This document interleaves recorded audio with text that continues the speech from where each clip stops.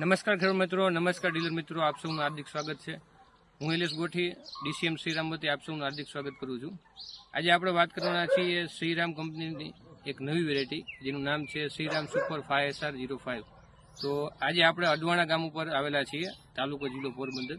તો આ જે ફિલ્ડ છે એ શ્રીરામ સુપર 5SR05નું ફિલ્ડ છે. અને આ વેરાયટી વિશે તમને આપણે વાત કરવામાં આવે તો આ વેરાયટીનો ગુણધર્મ છે કે તે તાપમાન સામે પ્રતિકારક છે.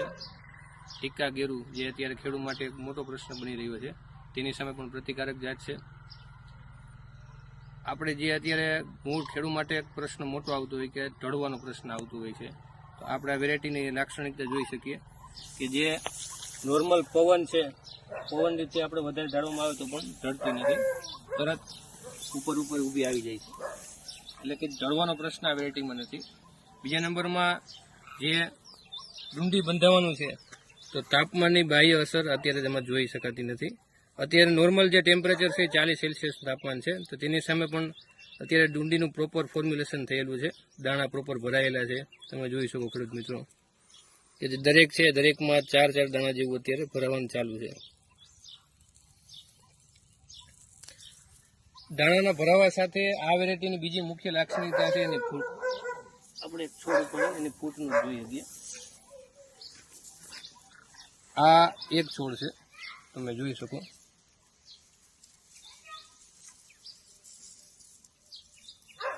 આ એક છોડમાં કેટલી ફૂટ થયેલી છે તે આપણે અત્યારે તમને ગણતરી કરાવી દઈએ. 1 2 3 4 5 6 7 8 9 10 11.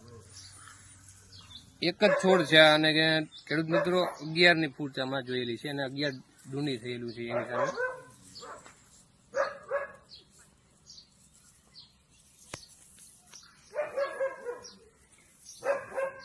એમનો બિયારણનો દર પણ ખૂબ ઓછો છે. જો નોર્મલી આપણે જે 30 કિલો 35 કિલો એક વીઘે 16 ગુંઠે વાવેતર કરતા હોઈએ એની સામે માત્ર 16 થી 20 કિલો જ આપણે એક વીઘામાંનું વાવેતર કરવાનું છે.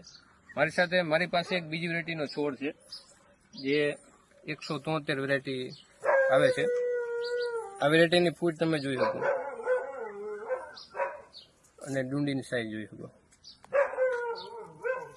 એની સરખામણીએ 5SR05 જે છોડની ઊંચાઈ કહી શકીએ કે 70 થી માંડી 90 સેન્ટીમીટર સુધી એની ઊંચાઈ થઈ શકે. અને ડુંડીની સાઈઝ વાત કરવામાં આવે તો એક નોર્મલ ડુંડી છે, તમે સાઈઝ જોઈ શકો છો. 11 થી 12 સેન્ટીમીટર જેવી સાઈઝ છે. અને છોડની લંબાઈ છે જે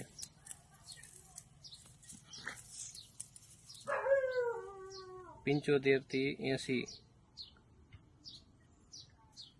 જેને કારણે પવન સામે ભળવાનો પ્રશ્નમાં આવતો નથી. બીજું આ વેરાયટીની બીજી એક લાક્ષણિકતા છે કે જે અન્ય ખેડૂતને એક પ્રશ્ન આવતો હોય કે જે રોગ જીવાતોનો છે, તો રોગ જીવાતામાં જનરલ ઓછી આવે છે. ખાસ કરીને જે ગેરું રાતળ છે, ટીકા છે, તાપમાન સામે ટકી રહેવાની તાકાત છે. આ જે બધા પરિબળોના હિસાબે જે અન્ય આપણે જે લોકવન છે 496 છે કે એને વેરાયટી કરતાં અલગ વેરાયટી પડે છે. આભાર ખેડૂત મિત્રો.